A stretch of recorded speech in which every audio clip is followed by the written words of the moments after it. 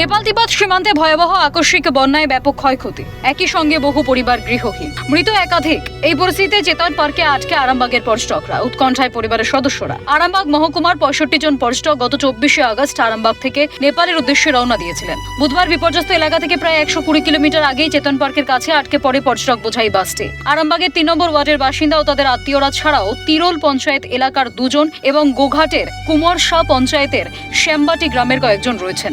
বর্তমানে পর্যটকেরা নিরাপদে থাকলেও ফোনে যোগাযোগ না হওয়ায় আতঙ্ক আরো বাড়ে। পরে বাস মালিকের মাধ্যমে বাসে থাকা এক কর্মীর সঙ্গে ফোনে কথা বলতে পারেন কয়েকজন পরিবারের সদস্যরা। হোয়াটসঅ্যাপেও বুধবার সন্ধ্যায় কয়েকজন পর্যটক পরিবারের সদস্যদের সঙ্গে যোগাযোগ করেন। ট্রাভেল সংস্থার কর্ণধার জানান, সবাই সেফ আছেন।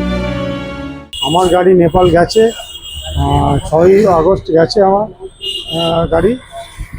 আর ওখানে এখন পরিস্থিতি মানে প্যাসেঞ্জারের সঙ্গে মানে ওখানে তো নেটওয়ার্ক ঠিক নাই, তবু আমার গাড়ি স্টাফের সঙ্গে একটু যোগাযোগ করেছিল, হোয়াটসঅ্যাপে কল করে বললো ওরা এখন ঠিক আছে, ওরা স্পটে আবার বেরোচ্ছে। বাড়ির সদস্যরা ঘরে না ফেরা পর্যন্ত উদ্বিগ্ন পরিবারগুলি। তবে এদিন সকালে কথা হওয়ায় খানিক আশ্বস্ত পরিবারের লোকেরা। জানালেন তারা হোটেলে আছেন এবং সেফ আছেন। তাদের দাবি, পর্যটকেরা নিরাপদে থাকলেও পরিস্থিতির কথা মাথায় রেখে দ্রুত প্রশাসনের উদ্যোগে ওই বাসটিকে নিরাপদে আরামবাগে ফিরিয়ে আনার ব্যবস্থা করা হোক।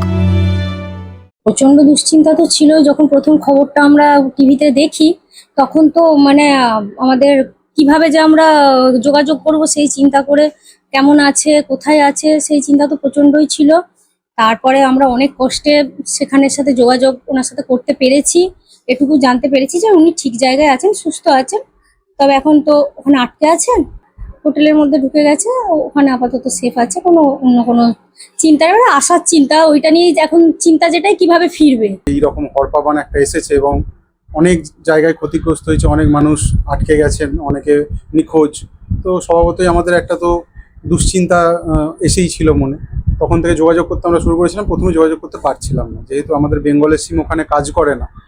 তাই যখন ওনারা সকাল 7:30টার সময় মায়ের সঙ্গে যোগাযোগ হয়, তখন মা বলেন যে আমরা বর্ডারে ঢুকবো আর কি, মানে নেপালে ঢুকবেন। আজকে সকালেই কথা হয়েছে, ওনারা যে পোখরা ভ্যালি আছেন সেই দিকে আছেন এখন, যতটুকু আমরা খবর পেয়েছি।